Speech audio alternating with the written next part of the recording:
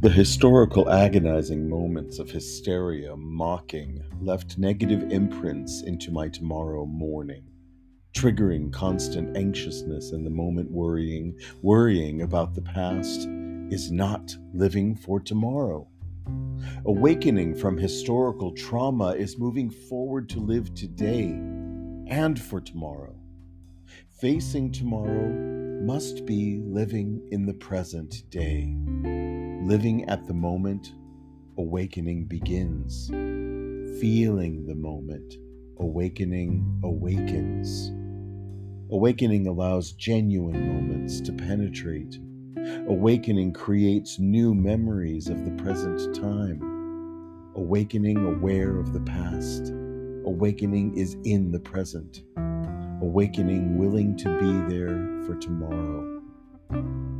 You have awakened from the past, living in the present, and facing tomorrow. You are well awakened, living your life. Tina Learn. Welcome to the Lost Traveler Podcast. I am your ever-loving host, Henry Cameron Allen. And today we have with us a very special guest, Dr. David Bonanno, who is the freshest, the boldest voice in trauma psychology today. Can I get an echo?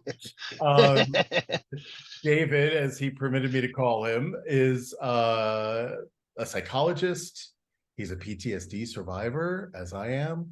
And he's been you've helped like 16,000 people in your work of de-adrenalizing, which is a revolutionary and rapid going therapy that is healing to people in their psychological traumas.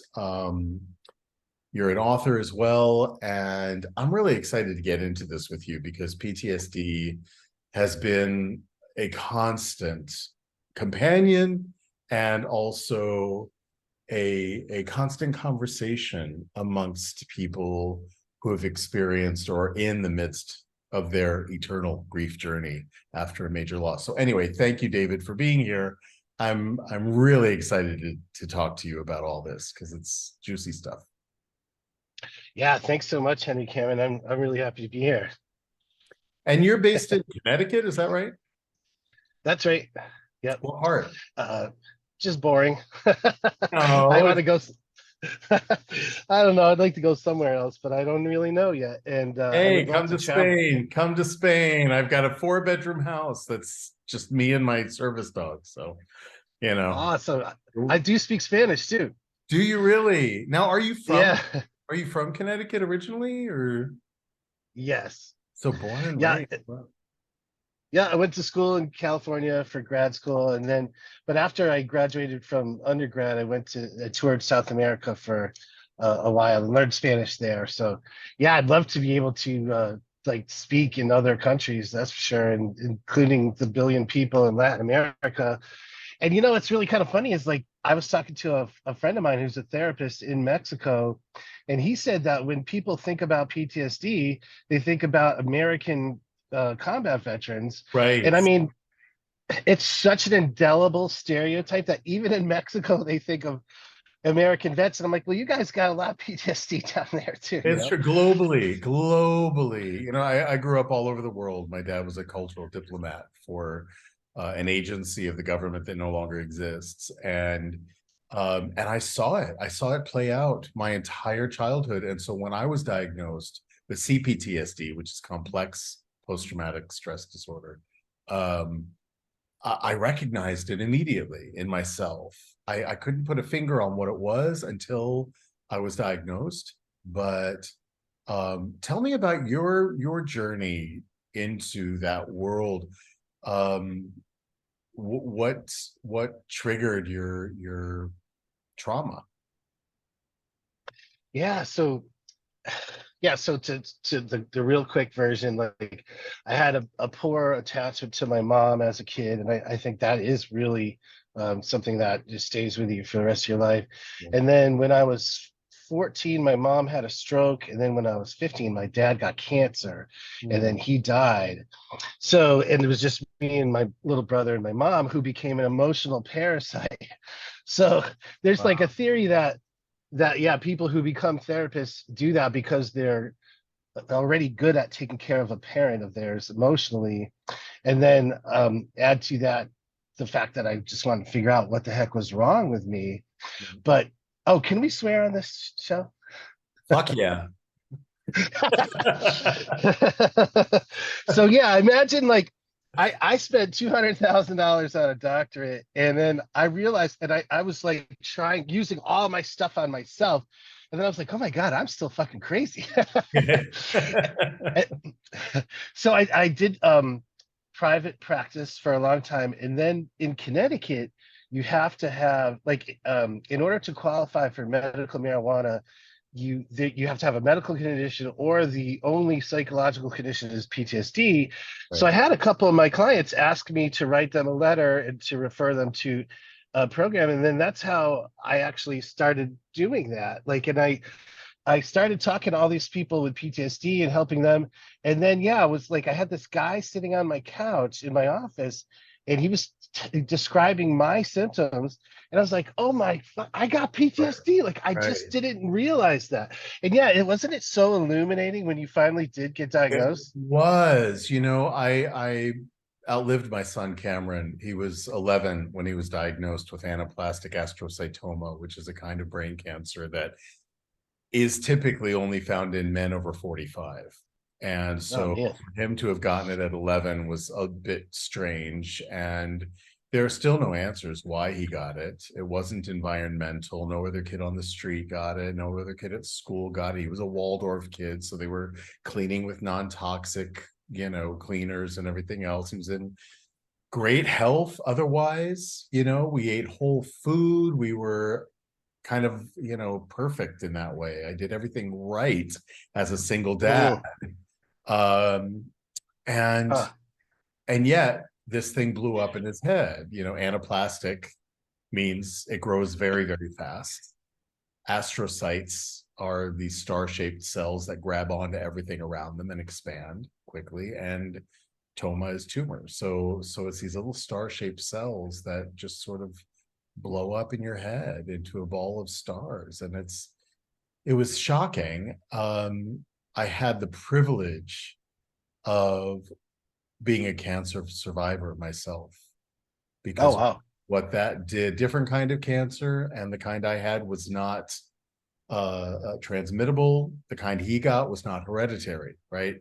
But the fact that I walked that path before him eliminated his fear and Oh, wow. Great. anxiety and anger and everything he was certainly entitled to have. And he lived twice as long as they thought he would, and lived well to 13, which is still a hard age. I mean, any age is hard to lose your kid, um, but 13 is right on the cusp of young adulthood, and Yeah. it's the year of the bar mitzvah.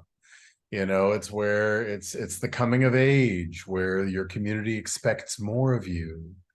And so when he transitioned and I was left in an existential crisis, who am I Mhm. now if not a parent, right? Yeah. My mother used to say, you're an artist if you're making art, right? Well, you're a parent if you're parenting. And if you're no longer parenting, if that's plucked out of the equation, who the fuck am I now, right? So I've been on this quest to discover that. And Wow. I came across, I can't even remember how, but a PCL5 self-evaluation questionnaire. Yep. And that changed the game for me, because what it did was uh, uh, it's a psychological sort of self-evaluation around PTSD so that you can Mhm. recognize the symptoms in yourself. And actually, if you go to the Lost Travelers Club website, losttravelers.club, that this podcast is a sponsor of, you will find a link to a PCL5 questionnaire. If you think you may be walking around with PTSD, or if you're feeling things come up, things trigger you, and you have no idea what it is, you're quick to anger, or can't sleep, or you're narcoleptic. I mean, there are so many different things that come up. This will give you a good idea of how intense it is in you, and the likelihood. It's not a diagnostic tool, because only a professional like David here can diagnose, but it's a great first step. And that was for me. And I went and I got diagnosed, and the tools that are available to us that are diagnosed with PTSD, or in my case, CPTSD, complex post-traumatic stress disorder. There are tools and techniques available to us that are not available to people without. And there are a lot of people out there who are walking around with undiagnosed PTSD.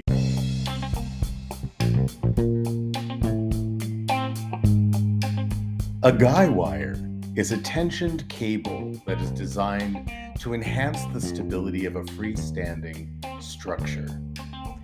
Think of me as your guy wire. In terms of life skills mentoring, you're perfectly capable of standing stably on your own 2 feet. But I'm a cable that can enhance your stability.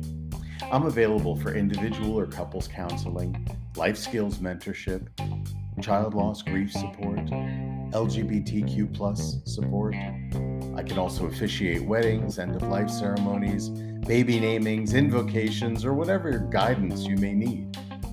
I serve all genders, all ages. Sessions are affordable, discreet, private, and conducted online. Find me at guy-wire.org.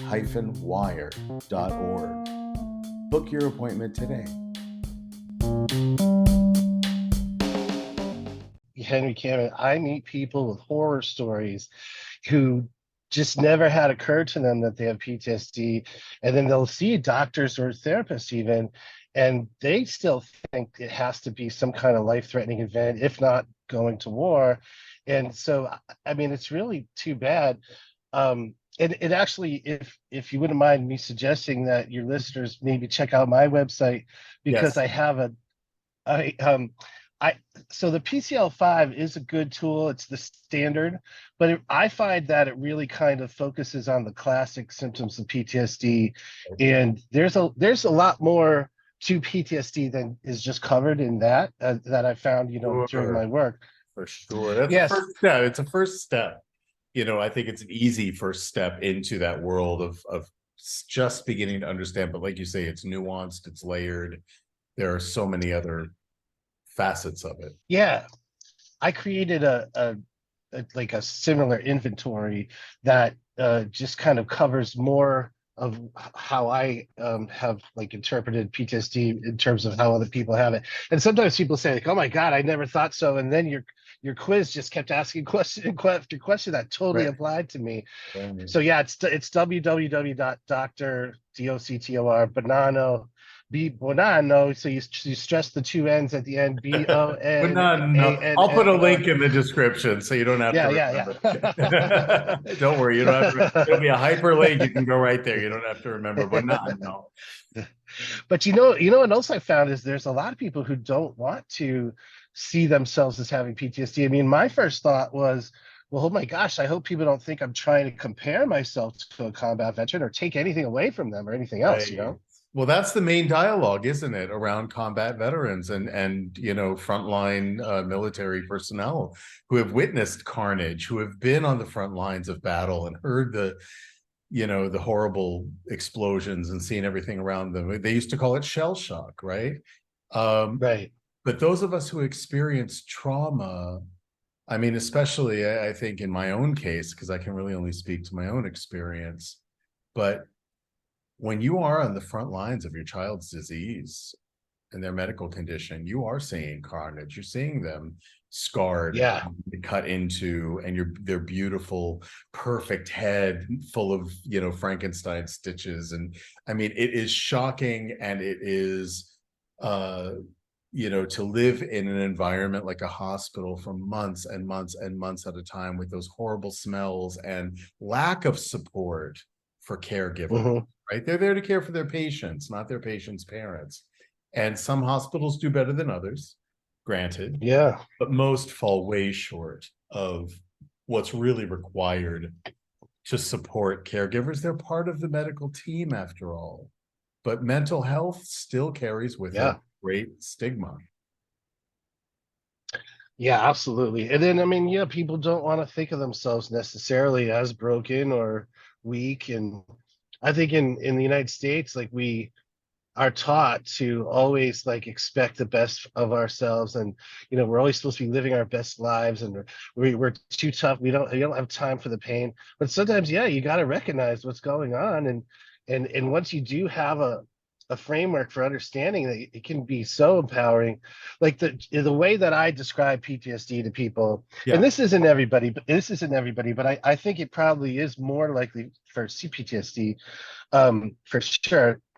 Because Henry Cameron, if you go online and look up PTSD, it's the same definition on every website, and it's not a definition. It's just a list of symptoms. The list, And right? and so if you ask anybody what is PTSD, there's no convenient, memorable definition. I think what it is your fight or flight system is just kind of always on. It's often a healthy response to an unhealthy situation, Right. and you always have a certain amount of adrenaline. So if you always have a certain amount of adrenaline, that's what makes it hard to slow down your thoughts or to relax or to sleep. And oftentimes when I describe it that way, people are like, "Oh my God, that's it. Like I never knew what it was for me, And like I said, it wasn't until 10 years after I became a psychologist that I realized that I actually had PTSD. So it is great when you finally find out what is going on for you. Well, what it opened me up to was the ability to get myself a service dog who really mitigates my triggers. It's Awesome, really? kind of amazing. I got him when he was 3 months old. His name is Flat Stanley, and we've been to 14 countries together. He's going to be 7 on Halloween, and Awesome. and when he was 3.5, 4 months old, we were at the supermarket checking out. Same supermarket I always went to, up in Gloucester, Massachusetts, Oh, and really? yeah, and he was just a little pup, and in Massachusetts, a service dog in training has all the same rights and protections under the ADA, the Americans with Disabilities Act, as a fully trained dog. So they can come everywhere with you because they have to know the environment and your rhythms and all of that as they're training. And he was sitting next to me while we were waiting in line to check out, and he leaned all of his weight into my leg. And I thought, oh, he's bonding. But then I was overcome with a panic that I hadn't felt, not that I recognized anyway. Nothing that I could identify was a threat. I was cold sweating, my heart was racing, I was panting, and I was nauseous. I had to get out of there. And I asked the checkout person, please hurry, I got to leave. And so they did, and got outside and found a bench and sat down and just started bawling. I didn't know Wow. why. I did not know why. And Flat Stanley leapt up into my lap and leaned into my heart. And that grounded me. And I felt like Wow. he's picking up on something here. And then I realized, David, what it was. It was the rhythmic beep of the scanning of the groceries. That was Oh my gosh. It was the monitors in the hospital where I lived for months on Wow. end with Cameron, with his life in the balance. And that feeling of helplessness is a huge trigger for me. And Yep. so even just that sound brought me back and triggered that emotion in me. But Stanley felt it coming on before it manifested. This is the beauty of service dogs. They have hypersensitivities that we don't even understand. And he Yeah. knew that leaning into my leg, it was grounding me. It was like, hold on, here it comes. Here it comes. And then when he leapt up and he leaned into my heart, I think now in hindsight, it allowed me to slow my breathing, my heart rate. Now we're talking about polyvagal theory. We're talking Yep. about, right, the nervous system that takes takes its own path, right? You don't control it, but it controls everything that you do. And the only part of that system that we have control over is the breath. And if we can slow our breathing, it affects everything else, doesn't it? Hmm. That's so cool. What a great story. I mean, oftentimes I get people asking me to write letters for emotional service animals, and sometimes I'm like, oh, geez, they just want to, live in an apartment and break the rules. But but but that was a really beautiful example of how he was able to help you, and was more aware of your internal state than you were. That's really amazing. It That's is so cool. amazing. And that's not something I could have trained him for. I mean, Yeah. he hadn't lived with me very long, but he picked up on something. That's something he's born with. I don't know if every dog is, and he's not an emotional support animal. And I think service dogs certainly have that quality of emotional support, but a service dog, as opposed to an ESA, is protected under the Americans with Disabilities Act as essential medical equipment, which Hmm. support animals are not. And Okay, right. and so they don't have the same rights and privileges as a service dog does. That's a really important distinction to make. Mm. Where I'm living now has very similar laws now around disability and around what they call assistance dogs here. As the states does it best, though, I have to say, in terms of protections and where you can Mm. take your dog. I think the only places that you're not allowed to go are sterile laboratories and commercial kitchens. Right on. Yeah. Wow.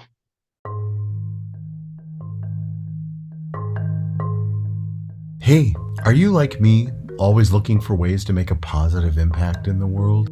Well, then join me in sponsoring Desire Childcare Organization.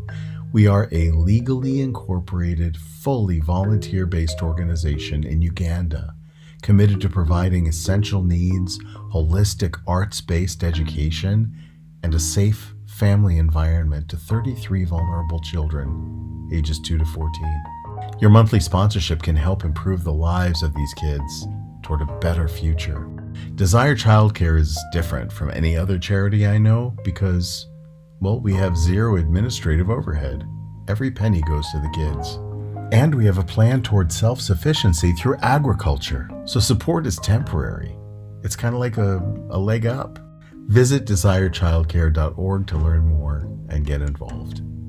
Let's empower and inspire the Desire kids together. Thanks. I mentioned before the show, I lost a son as well, and Yeah. it is just it's the worst thing that can happen. It's just, and I didn't, I always wondered what would be better. Not that it even matters, but like, if you lose somebody slowly to an illness and you can prepare for it and grieve it and, be with the person and say goodbye, or if it just boom happens. It just happened for us. We didn't get a chance to say goodbye or anything like that. And it was just, it was hellacious. It was incredible. It was so disorienting too. Like you were saying, like you just start to feel like, I don't even know what makes sense anymore. Right. Right. Exactly. People say, they'll say things like, oh, it's unnatural, or, oh, it's the worst thing that could possibly happen to a person. And I'm sitting here in my trauma, in my grief journey, thinking, well, I cannot say that my experience, as horrific and nightmarish as it was, is worse than somebody who doesn't have children, who loses their partner or their parents, or has a friend gunned down in cold blood, or in a horrible accident, or, there are any number of scenarios that I could say, but, there's no value in comparing grief. There's Right. no I value. totally agree. When I moved up to Gloucester, I was in Minneapolis, and I moved to Gloucester, Massachusetts, about a year after Cameron transitioned, because I had to get out of Dodge. I was feeling too many ghosts, Uh-huh. Mm-hmm. and I left a very warm and lovely, supportive community who held me through that time. But I had to go. They understood why. And I went to a place where I didn't know anybody. and it was kind of isolated. I found this apartment in Hmm. a house that was near the sea. I could hear it through my bedroom window, and it was surrounded by beautiful nature, greenery, pine trees. I couldn't see any of my neighbors. But over time, you meet your neighbors when you're out walking the dogs, and oh, hi, I just moved here. Da, da, da. Well, it turns out the lady on the left had lost two children. Oh man. One as an infant to a disease, and the other one was mowed down on her bike by a drunk driver when she was 16. Ugh. Across the street, lost a brand new baby to SIDS, sudden infant death syndrome. Oh my gosh. The Wow. lady on the right, the family on the right, she backed over her toddler in the driveway, and the child didn't. Oh I my. mean, it was like one story after another. And the first thing I thought was, holy shit, I completed a circle by moving here. Yeah, that's amazing. Me. And every story was harder than the next. I look at them and say, I cannot imagine having a healthy child. Like I say to you, I cannot imagine having a healthy child one day, gone the next. What kind of shockwave, tsunami hits you in that moment?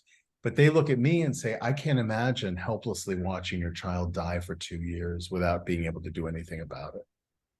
Right. That's its own nightmare, right? So, like I say, there's no value in comparing.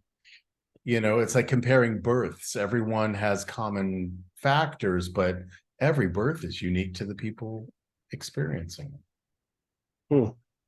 Yeah, do you ever like get signs from Cameron, or like feel his Oh presence? yeah, we're still a really good team. Yeah, yeah. He comes to me a lot in dreams. He comes to other people in dreams on my, with a message for me. Awesome. Wow. About 3 days before he passed, he whispered to me to look for cardinals as a sign that he was around. Now, I don't Oh know. wow. Yeah. It's a very common thing, isn't it? Yeah. Actually, that's for Noah too. Yeah. Cardinals and other That's. birds, right? I have it tattooed on my heart. There's my Oh, that's awesome. cardinal. And so I had one tattooed on my heart because I knew I would be traveling, and cardinals only are native to North America. They don't exist anywhere else in the world. And I knew I'd be traveling. So I have it on my heart. So that's the first and last thing I see in the mirror every day, right? If I need to put my eyes on a cardinal, it's there. That's nice. But birds in general are messengers very often. I started to tell you before in our conversation before the episode, I had this dream recently. This is like a month ago. And in this dream, a peregrine falcon swooped down and landed in front of me and looked up at me and said, "It's time." And I woke up and it was 3 a.m. and I knew exactly what it meant. It meant that we now have a word like widow or orphan to identify the state of outliving your children. And that word is peregrine. Peregrine. If you go back to the Latin root,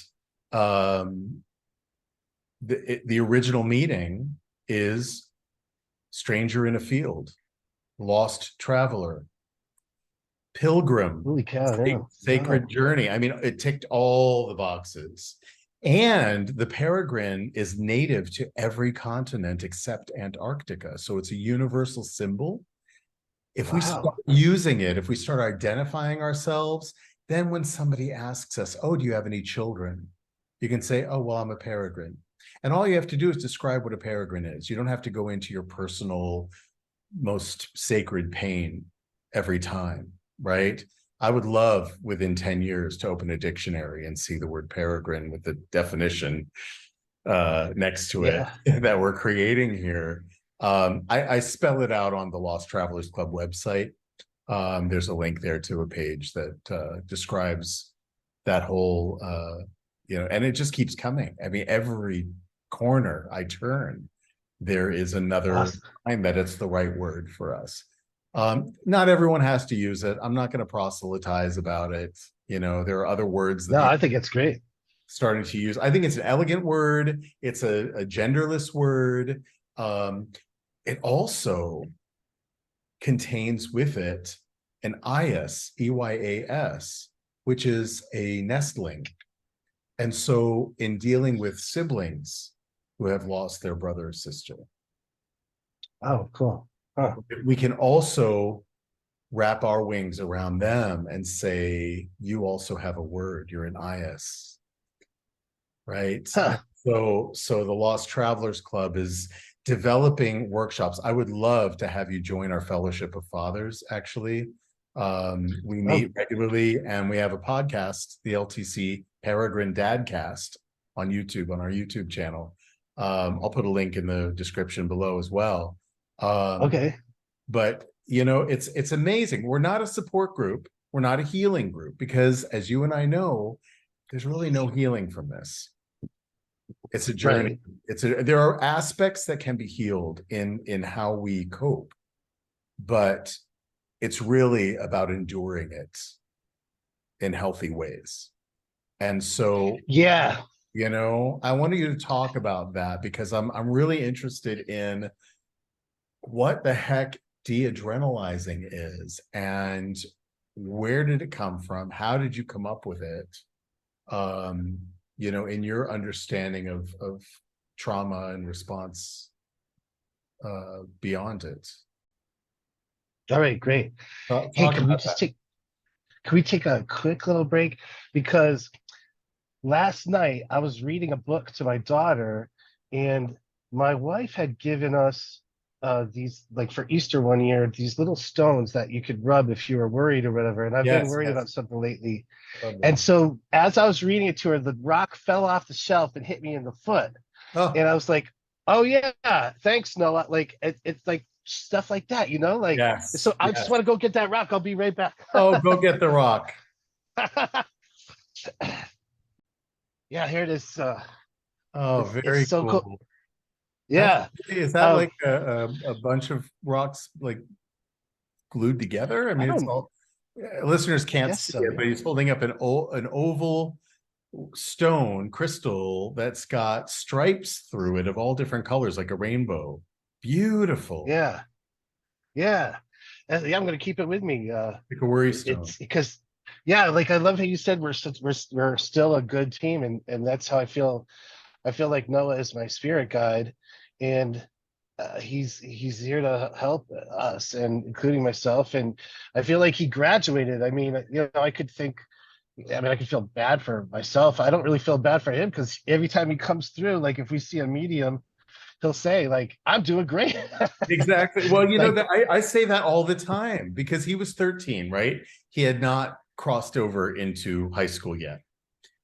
And part of me at first, which I think we all do, feel sorry for ourselves, and for good reason. We should, yeah. Kids.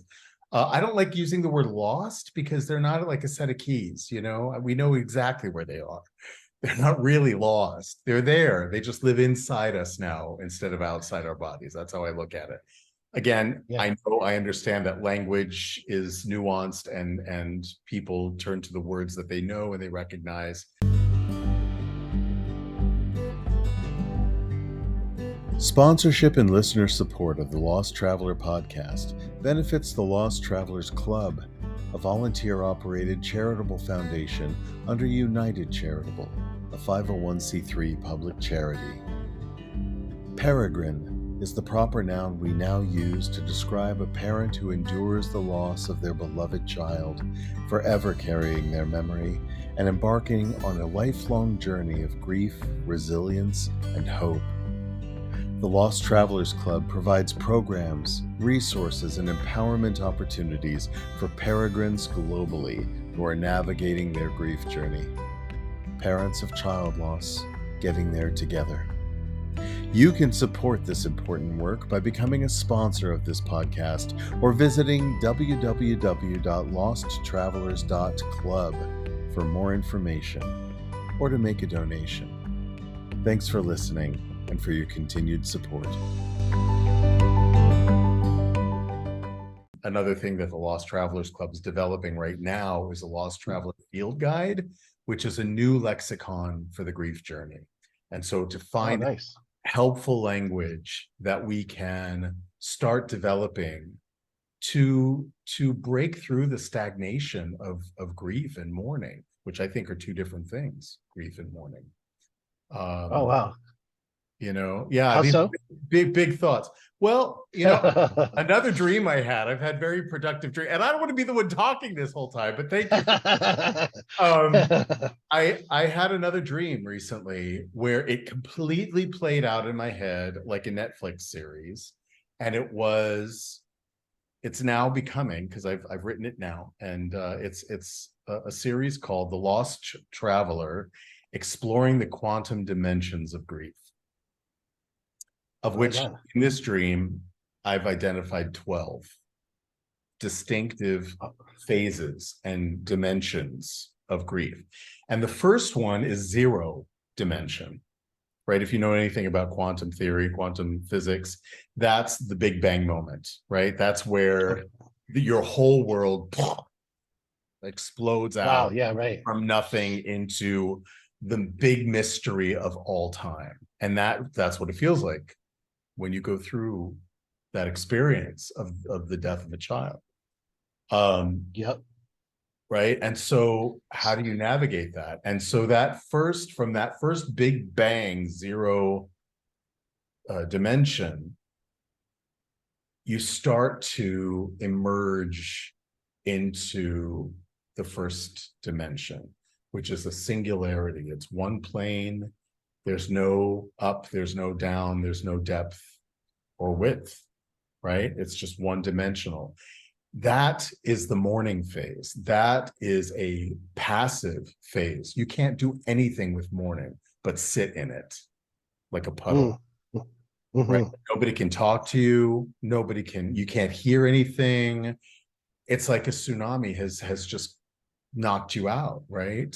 Yeah, and totally. You've got to sort of float through it until the water subsides a little bit. And then you start getting into the second dimension where you start to feel, okay, I'm starting to understand now the emotions around this and starting to see it in other people around me and the way they react to my grief and their own grief, right? You start to become aware of that. And then there's 3 dimensions, right? Where you start to interact with that world, and there's height and depth and width. You're starting to sort of become yourself. And there's a very thin membrane in that liminal space between mourning and grieving.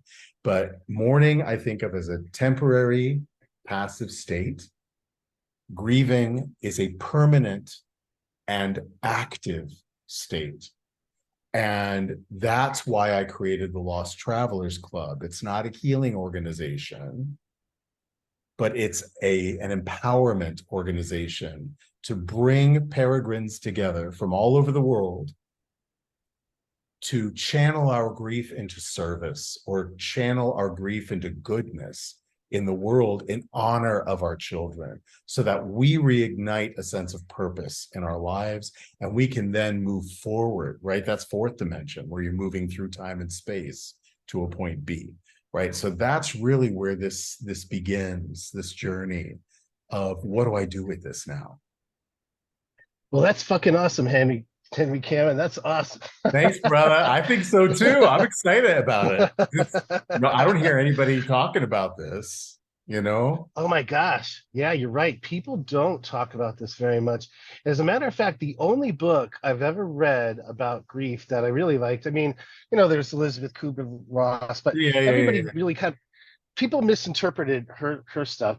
Right. And anyway, so I looked up, just for the hell of it, a psychologist named Bonanno. There's this guy named George Bonanno in New York City, and he wrote this awesome book on grief. It's called The Other Side of Sadness. Have you heard of that? No. Is he a relation? I don't think so. I emailed him, and he was like, "Oh, okay." Bonanno is not a very common name. Yeah, right. No, so one thing I talk about with people in terms of grief, and I really do like your distinction between grieving and mourning, but there's clean pain and dirty pain. Yeah. So clean pain is like, the sadness, and you really miss them, and it's just really, the overwhelming sadness. Where dirty pain is everything else, like anger, guilt, resentment, even confusion and anxiety. And I think dirty pain is really what keeps us stuck. And Mm. so that's what I do with my therapy when I'm treating grief, is I help people to kind of like, so what the therapy is involves eye movements, and it's based on EMDR, but it's Yeah. much more effective than EMDR, because with EMDR, it's really whatever you focus on, you magnify, and in EMDR, you just have to continually relive your worst moments again So and again and we have again. listeners in 43 countries. They may not understand what EMDR is. Can you explain just a little bit about that? Oh, sure. So yeah, it stands for eye movement desensitization and reprocessing. And what the client does is they move their eyes back and forth, or some kind of bilateral stimulation, which could include like tapping or whatever.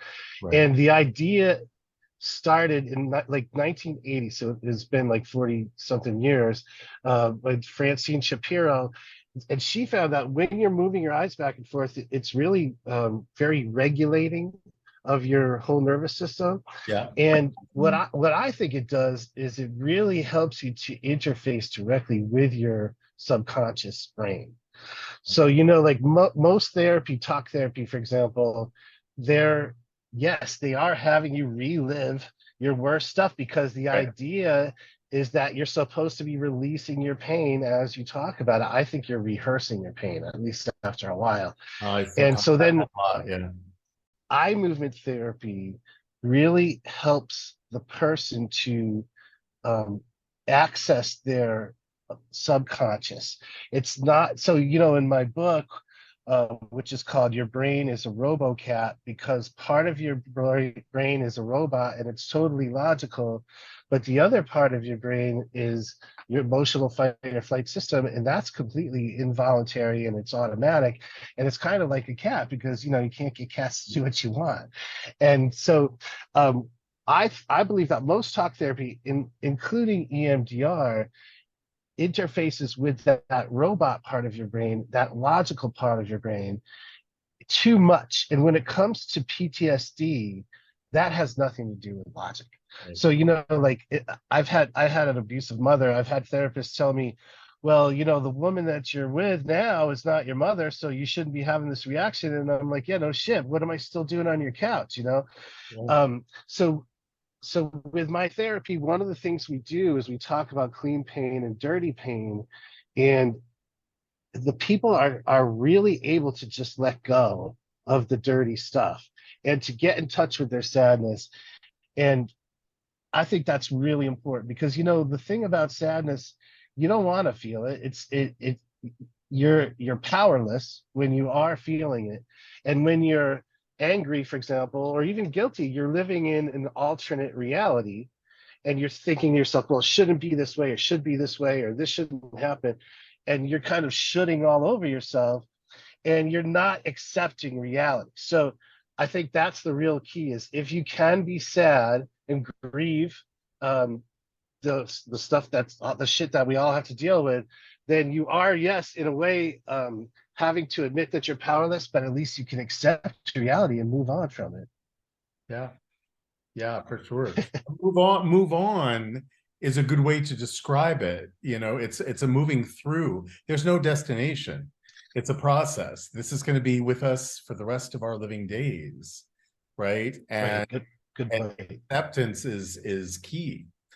And to accept, I think that's really the first breakthrough that I experienced, was the acceptance that it had happened, because it's so dreamlike and bizarre and numbing, and um it takes a while for it to connect that this is what happened. Yeah. It's your first night alone at home after the coroner has taken the body, or they've been buried or cremated or whatever, however they're I hate to use the Right. word disposed of, but you know what I mean. It's like when they're no longer, when the shell is no longer under your roof.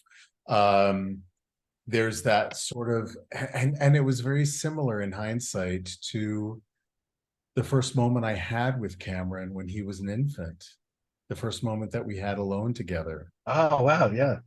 Right? It was that same kind of sacred space of what the fuck do I do now? You know? Now what? Who am I now? And who do you need me to be? And I ask him the same question. Who do you need me to be on the other side? That's cool. Right? Yeah. Because and that's that living in honor of our kids. They're able to live through us. People are meeting Cameron through me. And he's Awesome. very much with us. He's not resting in peace. He's very busy, this kid. Yeah, when Noah died, I called my friend who's a therapist, and she was saying, you know, like, okay, you need to be, she's kind of like orienting me. She was saying, this is the big one. And that was kind of weird because yeah, of course it's a big one, but that really like came through the haze, and I was like, oh yeah, this is what's going on. It did happen, and now I have to be there for my family. But yeah, isn't that something? It's so like disorienting, and I think that's another thing about trauma is if you can't make sense of it for yourself in whichever way that you do, I mean, including your spirituality or whatever, if you can't make sense of something, then you're going to still feel like, well, what the hell else is going to happen in my life? And you're not going to have that sense of safety that we need to have, as illusory as it may be. But I'll just give you an example. Like I had a veteran who got shot and wounded in Afghanistan, but he came back home and he was pretty much okay. I mean, it made sense. There were good guys and bad guys, and he wasn't there anymore. But then he bought a house and became best friends with his neighbor, and then that guy drugged him and raped him. And so, right, so that doesn't make any sense to him at all. So he is fucked, you know. I mean, like he saw me, we did some really good work together, but that's just kind of one example. Like if you can't make sense of why things happen, I mean, then you're just going to be waiting for the next tragedy, I guess, and you're going to be in that state of hypervigilance. You know, when you drive home from work, you have to believe you're going to get there, because if you're freaked out and looking at every little hazard in the road, that's not going to help you one bit. But that's what we can't control. And those we don't know when those triggers are going to hit out of the blue, right? And derail us. We don't know when those tsunamis are going to come up behind us and knock us over, knock the wind out of us, right? And disorient. Yeah. Greetings, greetings, greetings. I'm Queen Bee Divine. The cure is conversation. And where can you find me? At bluntreflections.com, where I will be talking to guests from around the world that not only share their time, but their insights and their tips on how they became the best version of who they were meant to be. So if you're looking for a great story and a great time, check me out at bluntreflections.com. The cure is conversation. And remember, blase means to tell your story. So how do you with this therapy, how do you mitigate that? Well, yeah. So in terms of being blindsided, you do have to just let it wash over you. You have to stop what you're doing and but you know, then again, give yourself like a time limit, I say, like, because if you were to over grieve, then you're not doing yourself a service either. So like one thing I'll do is, like, if I'm having a crappy day, like, oh well, it's a crappy day, I'm not going to try to work too hard today, but I might just also give myself like 2 hours. I'm going to feel shitty until 4 o'clock, and then I'm going to go for a walk or something like that, you know. And then the question that you asked about my therapy, it's so comforting. And when somebody's eyes are moving, you can see the shifting that's going on inside of them, and they're really healing themselves.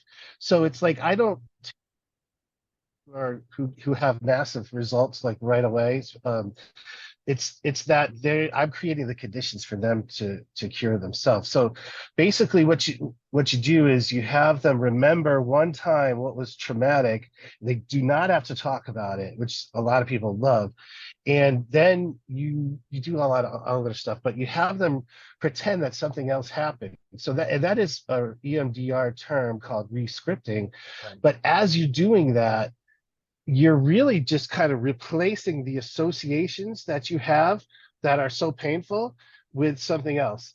And so if I could give you another example, like I had a client who she was molested as a girl, and she was 5, and that's all I know, and so I didn't even want to know any more than that. And then she had repressed it for years, and then when she was like 25, she was having sex with her boyfriend, and something just clicked, and it brought it all back. And like like a tsunami, like she was not in control of that at all.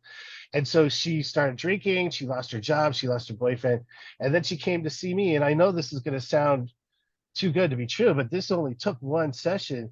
I had her remember what happened, and then when it came time for her to re-script the whole thing, she imagined she had super strength and that she threw the person across the room and he never touched her again. And then it just, like, her whole demeanor changed from the beginning of the session to the end. We were like laughing about, and that's the opposite of being terrified, you know. And Right. so it really is just unbelievable. I've been a client myself. I have people that do it to me. I for example, after Noah died, for 3 days, all I could do was stare into space and see his body and hear my wife screaming and remember what his body felt like, all cold and everything like that. And then I was like, oh, I gotta do something about this. So I had actually created an app, Henry Cameron, that has a ball that moves back and forth. And unfortunately, it never came to fruition. I had some disagreements with my This is business our partners. boys. This is our boy. I'm convinced that they're conspiring to talk because I am developing an app right now called My Tsunami, and it is for peregrines to. Awesome. It'll have a panic button, right? When you feel it coming on. But the fact that it's My Tsunami, that means you take ownership and control over it. And I've been looking for somebody to work with me on this thing, to get other techniques in there, to, you know, the ball going back and forth and other portals, you know. Yeah.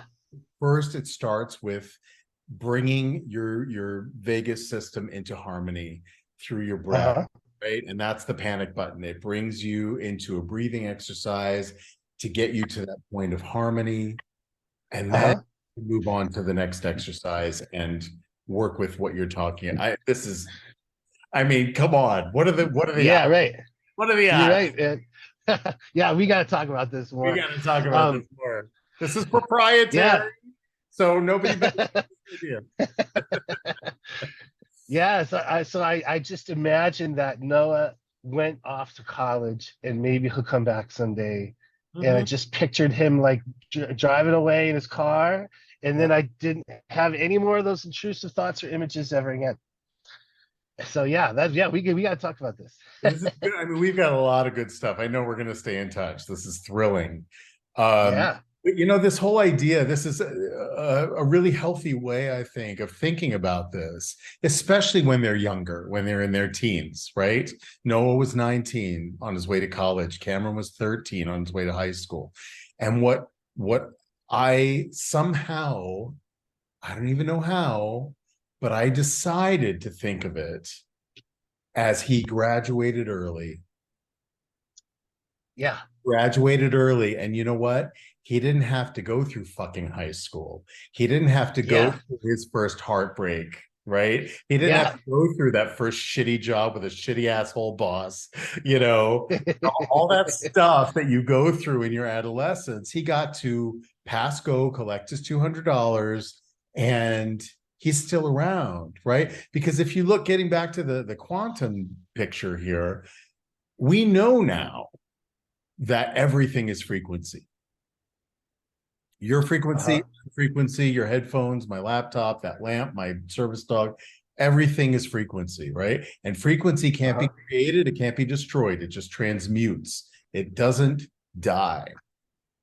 And so if we start there, you talk about through these exercises, changing the script, rescripting.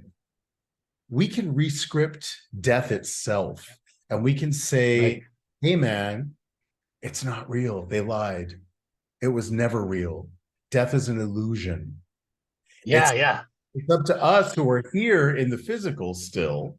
We haven't transmuted. Our frequency has not changed its form, but theirs has. And it's up to us to figure out on our great cosmic radio how to adjust the dial to tune into whatever frequency they're operating at now. And I believe That's awesome.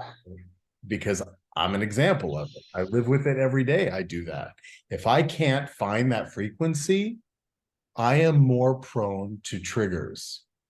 I know that I'm more open to triggers, but because I have figured out how to tap into that frequency, and this is a deeper conversation and a deeper study, I think, which is very worthy of looking into. Scientists out there who are listening to this podcast, I think that if we start to understand the power that we have in this meat bag walking around the earth, right? That's not the sum of all of our parts. There are all these other qualities that we have that are our consciousness that does not die.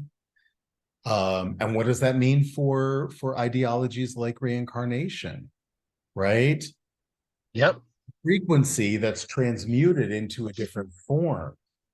And so there is definitely that the whole what's it called, epigenetics science that's emerging is showing that we carry ancestral memory in our very genetic makeup and our DNA. And so the memories that we have, either of past lives or in our dream state, they could be ancestral memories and not our own.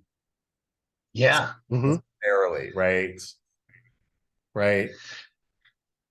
I used to think, I used to be a little self-conscious when I would talk this way with my clients, thinking like, oh, this guy.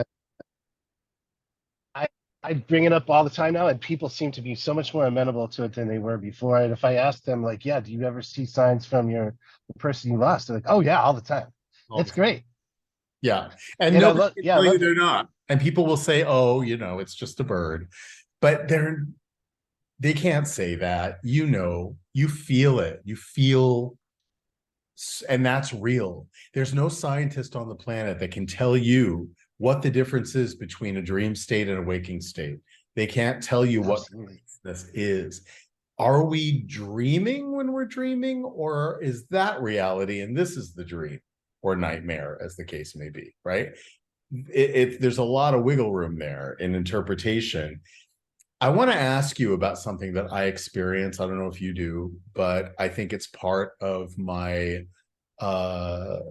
my challenge with PTSD, is that for a number of years I've been experiencing sleep paralysis. Oh wow. And it's a feeling that you're very vividly in your dream state, and you are aware in your dream state that you are in your dream, and it's time to wake up, and you can't open your eyes, you can't move your body, you're awake, you're lucid in your dream, but you can't break through. At first it was very, very frightening, because I didn't know if I was in a coma. I didn't know if I had died. It was all these scenarios as I'm dreaming playing around in my head. Wow. Until I woke up finally and was able to break through it. And then it happened again. And then it happened again and again and again, usually around milestones. I don't call them anniversaries, because anniversaries are to be celebrated. It's a different feeling. A milestone is heavy. It carries the weight. And it's a marker, right, of time. And so like around birthdays and holidays and, school, all that stuff are when I'm more prone. And I know it's coming. I know that date is coming. And usually it's the week before where I feel more, like the tsunami's coming, that foreboding sense. Then the day arrives and I cope with it as best I can. Most of the time I stay at home under my covers. I don't get up, but I let the dog out to pee, but that's about it. But then once the day is over, I'm fine till the next one. Yeah. At first, it was horrible, but then I realized for myself that it was actually my body protecting me from triggers. If I am in a dream state, I don't have to go through a waking state trigger. And if something comes up in my dream state, I have the capacity to change that moment in my dream. You know, I pull a magic wand out of the sky and turn that monster into a cupcake or something. You know, I could do whatever I want in my dream state, and so I have more control in my dream state over the trigger than I would, and it's less emotionally damaging than it would have been had I been in a wakeful state. So I think it's part of the vagus system, the dorsal vagal system, protecting me. What do you think about that? Do you experience it? Yeah. To some degree, but not that much. Yeah, that's a good point. Science cannot describe dreaming or meditation or mindfulness or hypnosis or my therapy either. And that's one of the reasons why experiential therapies like mine are they don't just, people just don't even know how to assimilate that into their worldview. They don't know how to make sense of it. And you know, cognitive behavioral therapy is most studied because it's most easily studied. I mean, that's the only reason. So yeah, that's a really good point.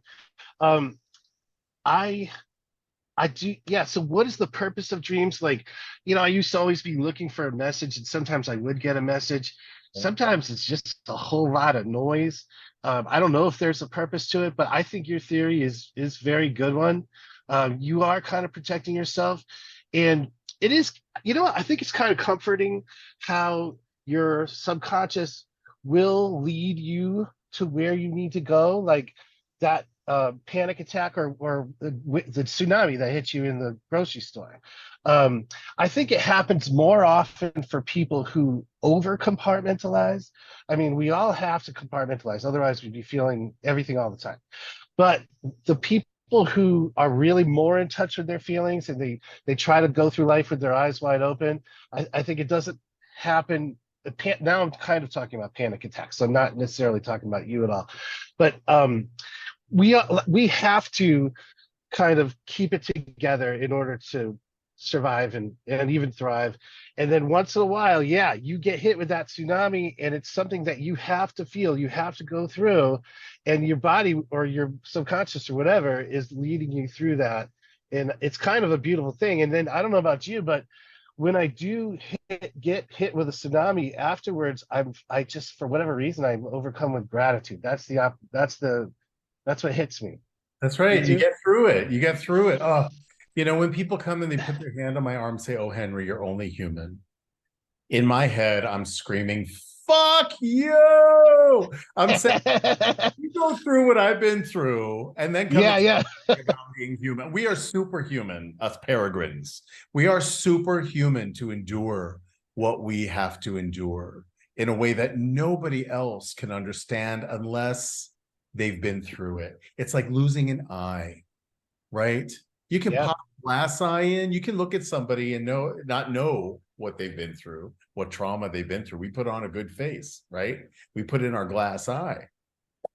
But that eye will pop out any second, and we are, unbeknownst to everyone else in the room, we're looking through a completely different lens. We're looking from a different perspective at the world. And that's why I'm bringing peregrines together, because we are all one-eyed peregrines. You know, we all are looking through the world through a particular lens. I got to do something with that one-eyed peregrine. Okay, our new mascot is going to be a peregrine with an eye patch. But yeah, you know, I think that you're right on. I think that we have to pat ourselves on the back when we get through every single tsunami, when we have survived it. And a lot of it for me has been remembering that I float. Remember that when the tsunami hits, all you've got to do is lay back and let the water carry you. You know, because Awesome.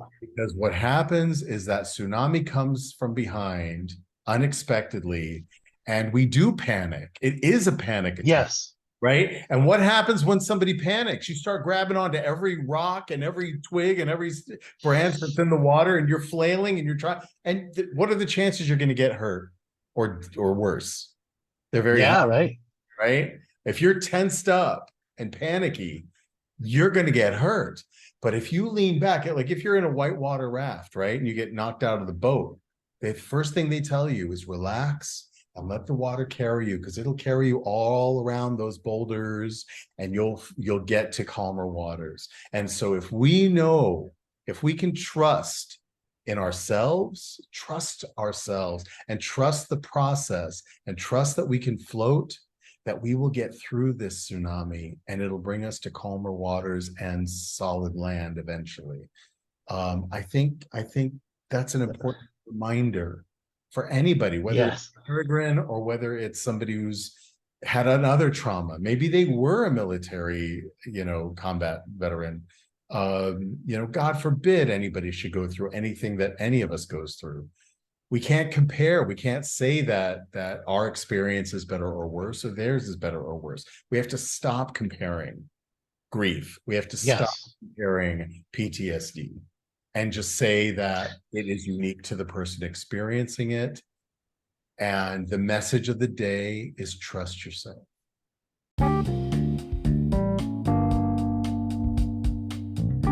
Are you tired of feeling run down? Do you wish there was a natural, non-invasive, drug-free way to improve your overall health and well-being? If so, then let me introduce you to the Super Patch Company.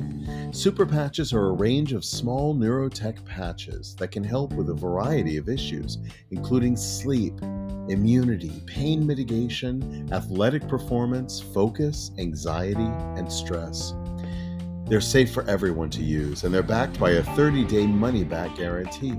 So what are you waiting for? Order your Super Patches today. Now available in the EU, UK, Turkey, Canada, and the US. If you're ready to take control of your health, you can find out more online at dianedinkmeyer.superpatch.com. Super Patches.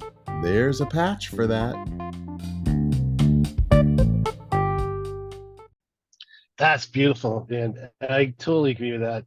So many people are afraid that the emotions are just going to overwhelm them, and as if they're going to die from heartbreak or whatever. But that's one of the things that George Bonanno book talks about is resilience. I mean, people have been losing people ever since we've been around, and we're geared for resilience. But of course you can't get around it. You got to go through it, and I think that's a great way to look at it for sure.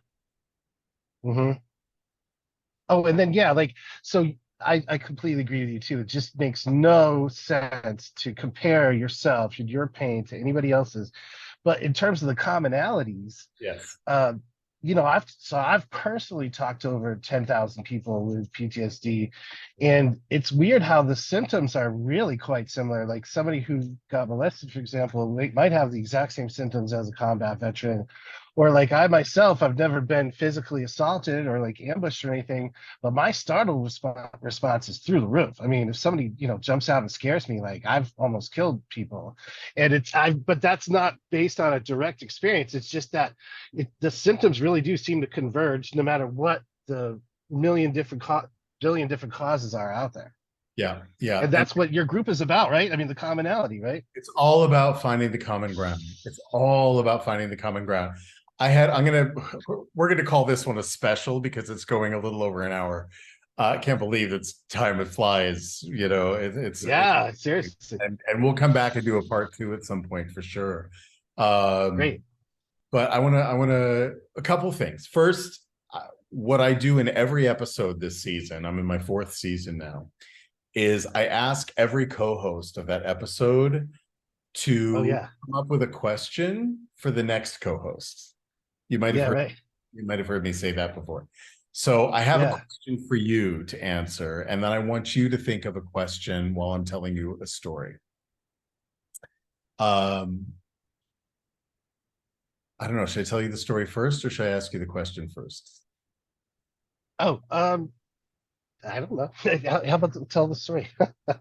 So it's another fucking dream. Okay. I've been very productive. So I had Yeah. this dream. It was a very vivid, realistic cinematic dream. And I was sitting on a boulder at a crossroads. And off to the left, there was a straight and narrow path. It was lined with these charred, broken trees. They looked like broken umbrellas to me, right?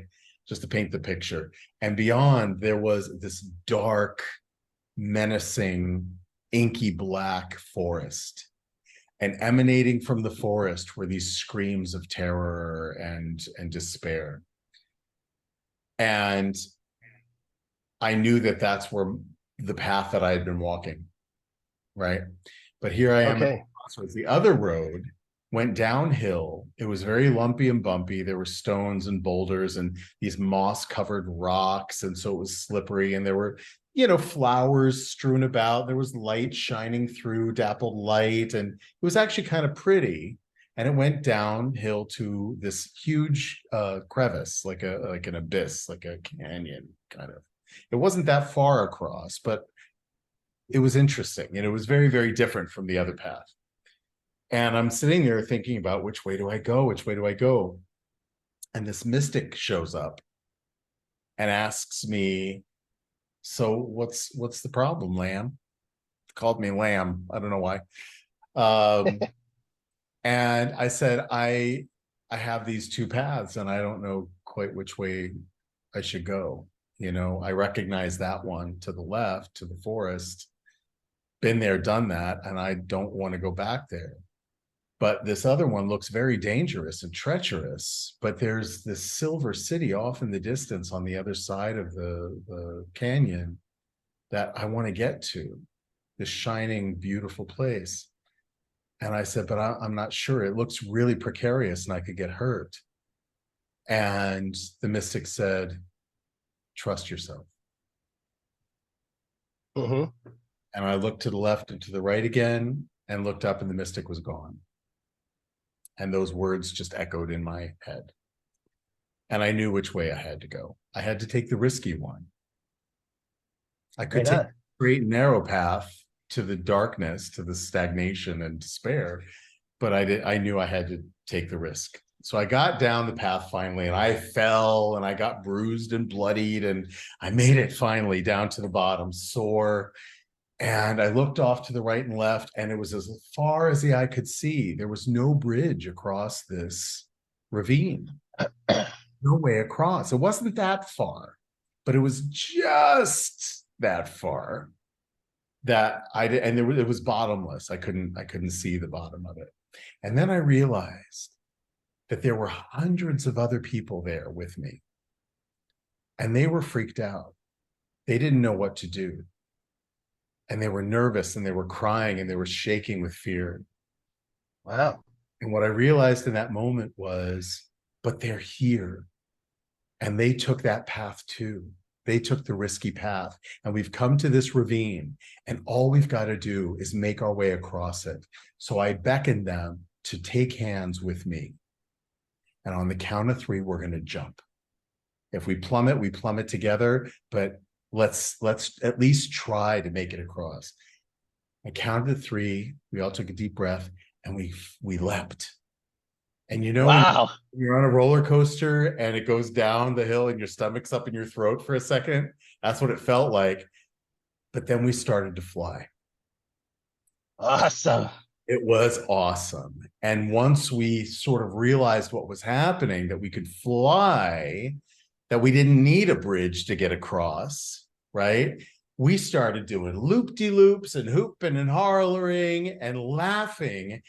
And the laughter that came out of us was the laughter of our children. They weren't gone. They weren't lost. Awesome. They were in us. They were us.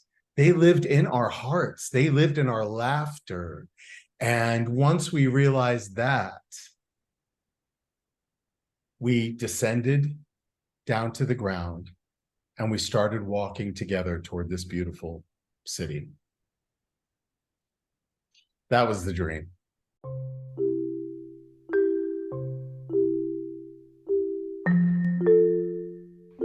Shadow and Light LLC was established by Dave Roberts and Reverend Patty Farino, co-authors of When the Psychology Professor Met the Minister.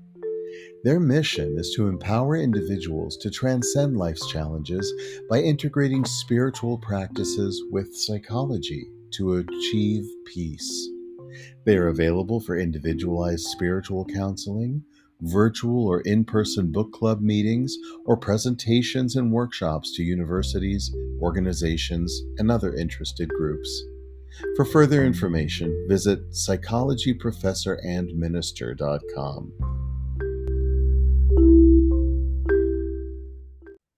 That's wonderful. That's a Tell heck me of an that awesome wasn't dream. like, sent. I mean, that was a vision. That was a very, very special game-changing moment for me, especially since the Peregrine had already visited me and Kate gave us that word.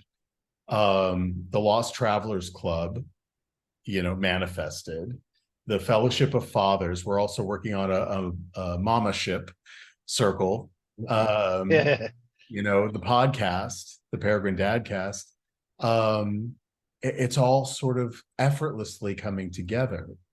And it feels like this is an important message for all of us, that the death is the illusion, that for all of us it's an illusion. We're all going to leave this meat bag behind, right? And then what? We're all so to recognize that, to understand it to the degree that we can, because a lot of it's a mystery, and to realize that we have superhuman abilities to fly together through this.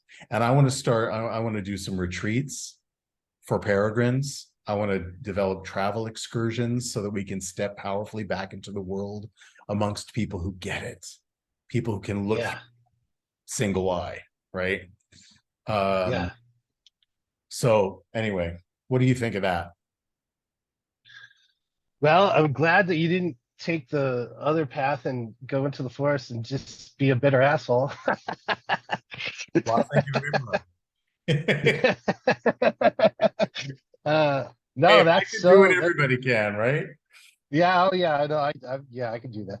I mean, yeah, that's just such a great dream that really seems to encapsulate what you're going through. And I mean, yeah, to share this with other people is such a gift to be able to do that. And you seem like you're great at it. I'd like to get into doing more like speaking and retreats and workshops and all that stuff. So yeah, I mean that's a beautiful dream, and that's another great thing about dreams, isn't it? It's not just that you think it and it makes logical sense. It's like you resonate with it, you vibrate with it. You're on that frequency. Exactly. And there's no higher frequency than another. That's just it. The frequency, there's no hierarchy, right? There are all these people who are all about the higher consciousness. You got to rise, and raise your chakras. Yeah. Which, bless them, I think, that's no judgment, no diss against them. But I also think that there's one frequency, period. And that frequency is love. And if we all are operating on that frequency, right? And what is love? Awesome. Love is when I look into your eyes and I want to see you peaceful. To me, that's love, right? It is that our eyes are set the way they are, human beings, in a way that we can't see our own faces. We require other faces to reflect back to us who we are. That's just how we're built. Absolutely. That's how we're built. Yeah. And that frequency is love. And so if we just get that alone and operate out of love, wanting to see peace in the other person, that's basically what namaste is, right? But there's no higher or lower frequency, I don't think. Yeah, and when people do talk like that, I often get frustrated, because if I can't do it, then I feel guilty or bad or defective, and then that brings me to a lower frequency than I was before I started. I mean, what they sound like to me is like, oh, all you got to do is just raise your frequency, and and be happy or whatever. That sounds to me like somebody who's saying like, oh, well, if you want to be wealthy, all you have to do is just have a lot of money, and like so just do it. Like I don't get it. And we could talk forever. Like I was gonna say, the worst book I ever read was the Power of Positive Thinking, because I couldn't do it. I couldn't do it, and then it made me feel worse. I was already in a world of shit when I read that, and it made me feel worse. In fact, I even I have a commitment at 3:30, so I kind of have to. We'll wrap up. Okay, I'm going to ask you this question, and I want you to answer it, and I want you to ask another question. So we have just enough time to do that. This question is for you. How do you define the word future? Future? Future. That's a great question. Yeah. Yeah. Wow. Yeah, I guess possibilities. And you're not. I think if you live in the future too much, you're really not present. And I would say like it's kind of like it's just possibilities. I don't want to say it's an illusion, because it often is. What we think is going to happen rarely does. But I guess I would have to say just possibilities. I don't know if that's really deep. Hey, no, it is, but it is. You want to know the way I answered it real quick? Yeah. It's a place, it's a point in time and space that only lives in the imagination. Yeah, right. Yeah. Which is essentially what you're saying. It's not a real place. It's not manifest yet. It doesn't exist, right? Except in your imagination. And the past as well, right? You may have gone through a trauma, and you have your imagination of your memory of it, and somebody who experienced was in the room with you has a completely different memory of it. Right? Yeah, right. Yeah, totally. So the past only lives in your imagination. The future only lives in your imagination. What's real is this moment. That's it. And everything in your biography has prepared you for this conversation and me, right? If we were meant to be in a different conversation with somebody else, we would be. Period. So there's fate. Yep. Absolutely. Just like how you moved to Gloucester. That was incredible. Oh, the whole thing is incredible. I wake up every day just grateful. And how many millions of people around the world do not wake up the next day, right? We're the lucky ones. We're the lucky ones. Right. So what's your question, real quick, for the next co-host, intuitively? You can't tell me who that is, right? Like in terms of what, yeah. You have to intuitive. Right. Okay.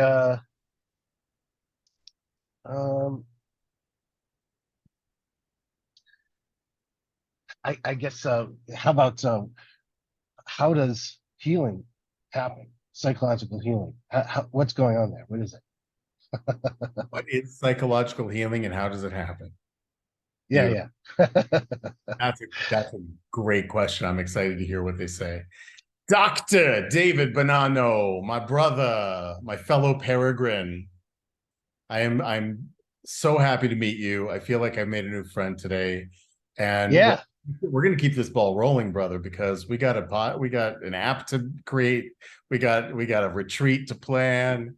We got some good work to do together, I feel. Yeah, I got work to do. Yeah. I'm going to put awesome. I'm going to put a link to your book. Your Brain is a Robocat, How to Finally Understand Your Trauma Response, in the description. I'll also put a link to your website so that people can take your questionnaire that takes things to a whole other level. I want to go and take that as well and see how I stack up. But thank you for this time, and it's really a pleasure to meet you, brother. It sure was. Yeah, thank you, Henry Cameron. I loved it, and yeah, this was great. Thanks.